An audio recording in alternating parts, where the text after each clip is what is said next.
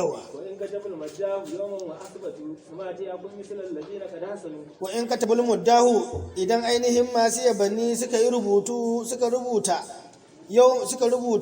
ainihin yauman suka rubuta su mati sunana yauman ɗaya rana wa asbatu suka tabbatar da ni a cikin irinsu su mawaƙan manzan Allah sallallahu alaihi wasallama to a kun zan zama misalan lazina misalin wayana ka da hasanu da sai kyautata a cikin yaban manzan Allah ai shautu wai mai rubutawa ka gani so da iya ba su haƙƙin wanda suka gabace daga sahabbai tabi'in haƙƙi zuwa zamanin shehu duk mawaƙa irin su busiri da bahani alfazazi wutiriya duk iya ba su haƙƙin su